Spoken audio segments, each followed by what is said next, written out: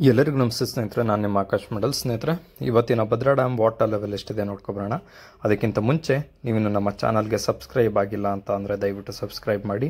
ಮತ್ತು ತುಂಬ ಜನ ಕೇಳ್ತಾ ಇದ್ರಿ, ಇನ್ನೂ ಕೂಡ ಡ್ಯಾಮ್ನ ಅಥಾರಿಟಿ ಅವರು ಭದ್ರಾ ಡ್ಯಾಮ್ ಗೇಟ್ ಕ್ಲೋಸ್ ಮಾಡಿಲ್ಲ, ಹೀಗೆ ಆದರೆ ನೀರು ತುಂಬ ಪೋಲ್ ಆಗುತ್ತೆ, ಸ್ಟೋರ್ ಮಾಡಿ ಇಟ್ಕೊತಾ ಇಲ್ಲ ಅಂತ ರೈತರೆಲ್ಲ ತುಂಬ ಒಂಥರ ಆಕ್ರೋಶದಲ್ಲಿದ್ದರು.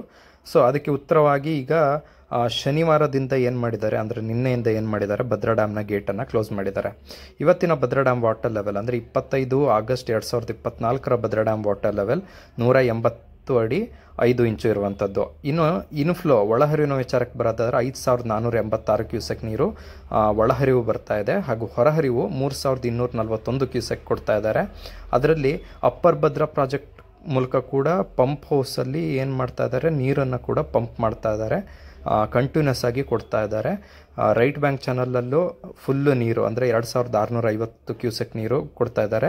ಲೆಫ್ಟ್ ಬ್ಯಾಂಕ್ ಚಾನಲ್ನಲ್ಲಿ ಕೂಡ ಫುಲ್ ನೀರು 380 ಕ್ಯೂಸೆಕ್ ಕೊಡ್ತಾ ಇದ್ದಾರೆ. ಇದು ಇವತ್ತಿನ ಮಾಹಿತಿ. ಧನ್ಯವಾದಗಳು ಸ್ನೇಹಿತರೆ.